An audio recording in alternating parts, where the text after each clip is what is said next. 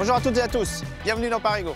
Cette semaine, je vous emmène pour 2,50 € et oui, au cœur d'un département de grande couronne snobé par le futur Grand Paris Express, mais qui entend bien prendre sa revanche. En obtenant par exemple le prolongement tant attendu du T11 Express entre Épinay-sur-Seine et Sartrouville via les voies de l'ancienne Grande Ceinture. Ou en accueillant une hypothétique future ligne 19 imaginée pour relier la Défense au Méline-Amelot via Argenteuil. Vous l'avez compris, il s'agit du Val d'Oise, desservi aujourd'hui par le RER ou le Transilien, mais qui voit beaucoup plus grand. Alors où en sont les différents projets censés révolutionner la mobilité de ses habitants? C'est ce que je vous propose de voir avec moi aujourd'hui. Le Val d'Oise sera-t-il un jour traversé par une hypothétique future ligne de métro ou par le prolongement d'une ligne de tram-train existante? La question agite tout le département. Reportage auprès d'habitants lassés d'attendre une solution fiable pour leur déplacement de banlieue à banlieue. Le T11 aurait dû être prolongé dès 2017 en direction de Sartrouville. Les voies existent déjà, mais le dossier est totalement enlisé, faute de financement et de soutien politique suffisant.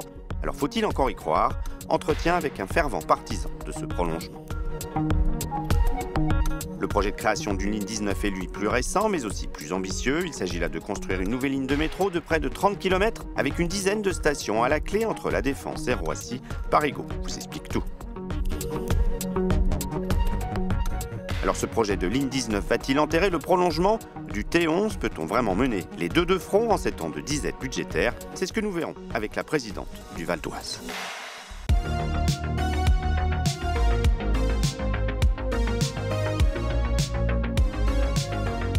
On se retrouve à bord du T11 Express, la ligne de tous les paradoxes en Ile-de-France, puisque c'est à la fois la ligne de tram la plus rapide avec 44 km/h de moyenne et celle qui est la moins empruntée, seulement 33 000 voyageurs par jour. Alors cette ligne aurait dû relier dès 2017 Noisy-le-Sec à Sartrouville, mais rien ne s'est passé. Comme prévu, reportage au cœur de cette ligne au goût d'inachevé, signé Mela, Mendy et Gaël Darangos. Dans une vie idéale, David Texera n'aurait que quelques pas à faire entre son domicile et le T11. Au bout de la rue, il y a la gare de Grande Ceinture, donc la potentielle gare du T11. Et là, du coup, je vais aller prendre mon bus par là, le 361, qui fait à peu près le même trajet, mais beaucoup plus long. Faute de prolongement du T11 à Argenteuil, il marche environ 10 minutes jusqu'à l'arrêt de bus le plus proche. 6 arrêts plus loin, David Texera arrive à la gare d'Épinay-sur-Seine. Le tram-train apparaît enfin pour lui permettre de rejoindre la station Pierre-Fitztin, là où se trouve son lieu de travail.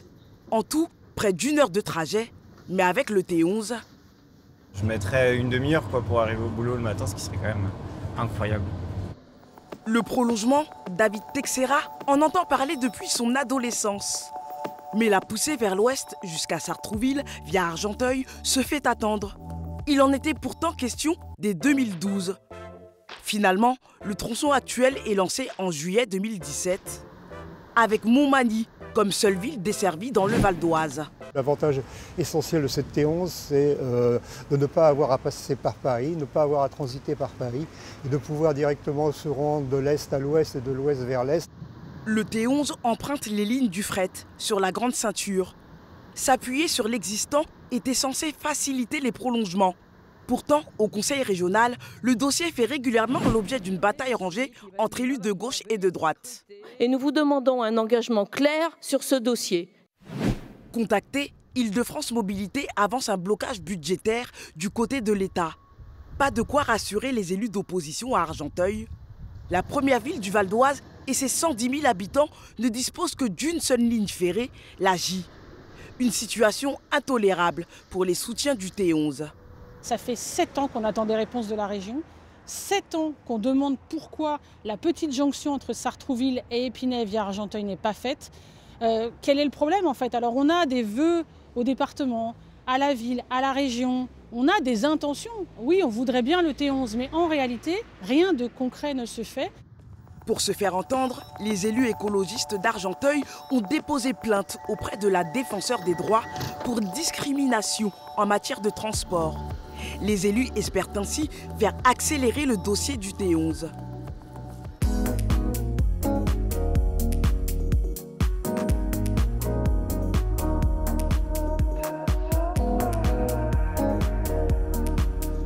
Bonjour Romain Caradia. Vous êtes conseiller municipal d'opposition ici à Sartrouville, membre des écologistes. Et comme tous les habitants, vous attendez finalement ce T11 depuis près de 10 ans maintenant. Est-ce que vous y croyez encore, sachant que la déclaration d'utilité publique, qui date de 2008, est aujourd'hui caduque, il faudrait tout recommencer? Oui, j'y crois encore, on y croit tous, mais on sait qu'il va falloir se battre pour l'obtenir. Il y a encore des études qui ont été relancées, on y croit, mais on attend vraiment un engagement politique fort sur ce projet. Est-ce que finalement ce prolongement du T11, il ne paye pas un soutien politique assez ambigu? Par exemple, le maire de la ville, Pierre Font, a refusé de répondre à nos questions. C'est vraiment ça ce qu'on paye aujourd'hui. Il y a la parole politique qui est décrédibilisée parce qu'il y a eu des engagements qui ont été forts. Valérie Pécresse a soutenu ce projet devant les Sartrouvillois en janvier 2020. Elle s'est engagée solennellement à ce que nous ayons le prolongement du T11 à Sartrouville. Mais depuis, rien.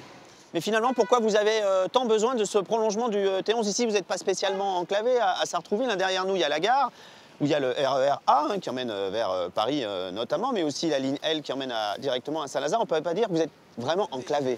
Alors c'est vrai, mais là on est à l'extrémité de la ville, c'est-à-dire qu'on est sur la partie la plus proche de Montesson, on est à 1 km seulement de la plaine de Montesson, mais de l'autre côté il y a encore 3 km jusqu'au théâtre de Sartrouville, sur le plateau, où il y a quand même une grande partie de la population, une partie de la population qui fait partie des travailleurs essentiels, qui a besoin de se déplacer, qui doit prendre un bus ou plusieurs bus pour rejoindre ici. Et c'est un secteur qui pourrait être desservi par le T11, puisqu'il y a une gare qui est prévue sur cet axe-là. Exactement, on a besoin de relier ces deux parties de la ville. Alors une des raisons de ce report successif du prolongement du T11, c'est le coût qui ne cesse d'augmenter. On est passé en quelques années de 800 millions d'euros à 2,5 milliards d'euros, tout ça entre 2008 et 2023. C'est pas de bon augure quand même de voir que plus on attend, plus c'est cher. C'est vrai, avec les problèmes d'argent public qu'on connaît aujourd'hui, c'est sûr que ce n'est pas une bonne nouvelle. Ceci dit, c'est un projet qui est beaucoup moins coûteux que d'autres projets qui sont mis en avant, puisqu'on est sur des voies qui existent déjà, sur l'ancienne Grande Ceinture, et donc c'est beaucoup moins coûteux à aménager que de creuser des tunnels comme sur le Grand Paris Express ou sur d'autres lignes. Alors le Grand Paris Express, parlons-en, avec cette ligne 19 récemment sortie du chapeau, même s'il y avait des premières ébauches dès 2020, est-ce que c'est pas finalement le coup de grâce, on va voir en détail ce que c'est que cette ligne 19 dans un instant, mais le coup de grâce pour le prolongement du T11? Ça dépend de l'engagement politique et du respect de la parole donnée.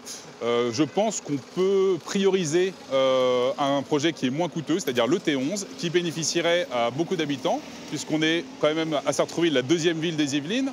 Argenteuil, c'est la troisième ville d'Île-de-France.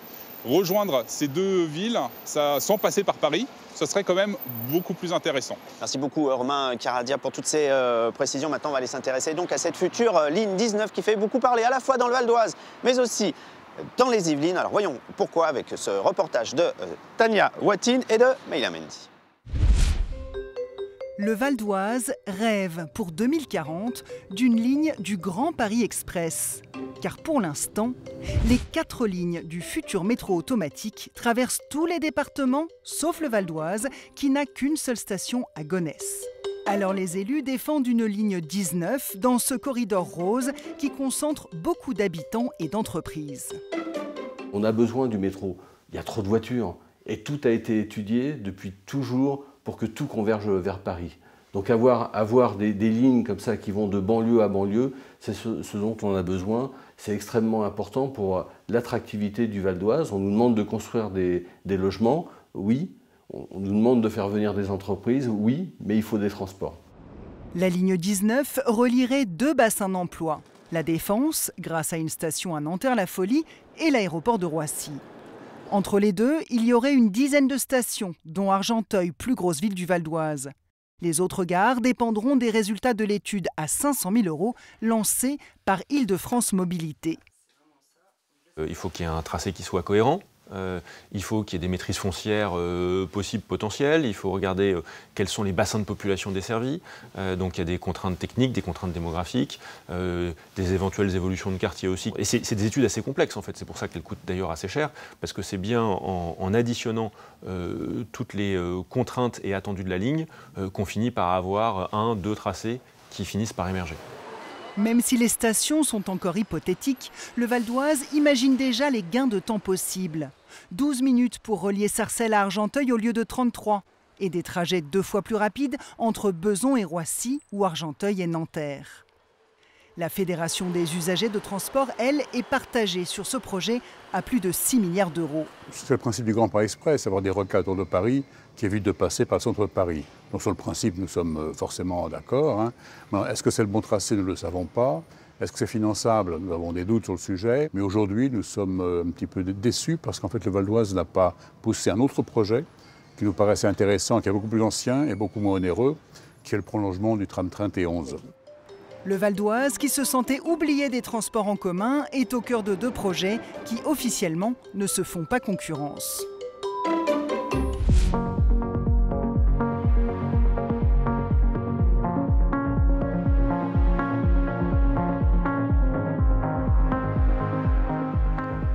Jean-Marie-Christine Cavecchi, vous êtes la présidente LR du Val d'Oise et vous êtes l'une des ferventes partisanes de cette ligne 19. Pourtant, quand on regarde les statistiques, vous n'êtes pas vraiment à plaindre. Dans le Val d'Oise, 90% de vos habitants sont directement connectés à une gare. Tout le monde ne peut pas en dire autant dans la région.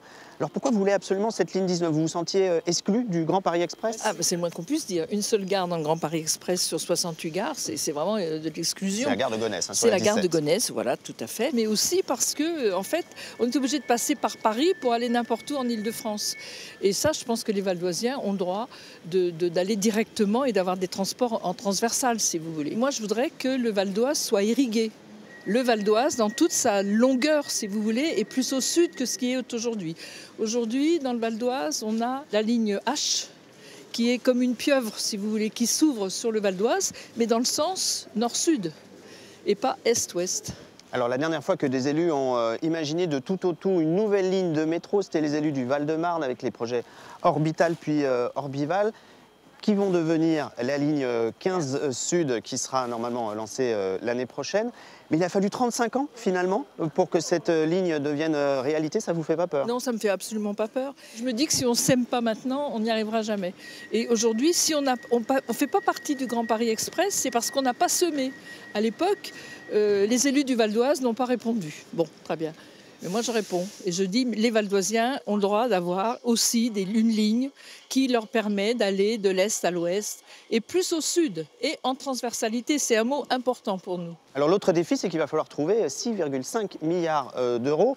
Pas évident en ces temps de disette budgétaire. On est là aussi pour mettre des priorités. Et je pense que la mobilité dans le Val d'Oise, elle est une priorité. Vous voyez le nombre de voitures qu'il y a dans le Val d'Oise. Vous regardez l'autoroute A15, par exemple. Vous avez des voitures, des queues et des queues insupportables. Pour aller à Roissy, il y a beaucoup de voitures. Donc je pense que ça va être aussi pour le développement durable et essayer de consommer moins de gaz à effet de serre. Mais alors par quel miracle on arrivera à trouver 6,5 milliards d'euros alors qu'on n'a pas trouvé les 2 milliards d'euros pour terminer le T11 et ce fameux prolongement qui aurait dû être mis en service dès 2017 en direction de Sartrouville? Parce que je pense que personne a pris à bras-le-corps le sujet. Le T11, si vous voulez, est complémentaire par rapport à la ligne 19. Ils ne sont pas en concurrence du tout. Aujourd'hui, ce T11 prolongé n'est pas dans le contrat État-Plan région. Il y a juste quelques millions qui ont été donnés pour faire des études. Il est complètement à l'arrêt et on a l'impression que ça va être l'un ou l'autre. Non, ça ne sera pas l'un ou l'autre parce que je pense qu'ils sont complémentaires complètement. Ce n'est pas du tout le même schéma. On n'est pas dans le même... Ça peut être une concurrence de financement. Oui, mais alors on n'en sort pas. Et si vous voulez, la ligne 19, elle ne va pas coûter plus cher que la ligne 15, la ligne 17 ou la ligne 16. Donc je ne vois pas pourquoi on dirait que la ligne 19 coûte très cher. Donc non, on y va. Et on y va. C'est pour dans 20 ans, 25 ans. Et bien ça sera 25 ans. Moi, je ne serai plus là, mais c'est pas grave. On travaille pour l'avenir. Merci beaucoup, Marie-Christine Cavecchi, d'être venue dans Parigo. Et on vous souhaite le meilleur pour le Val d'Oise et ces 2 projets, ligne 19, T11, prolongement. Un des 2 verra-t-il le jour avant 2040? On vous le souhaite. J'espère. Rien n'est moins sûr. Nous, on se retrouve la semaine prochaine, même jour, même heure. Passez un très, très bon week-end. Salut!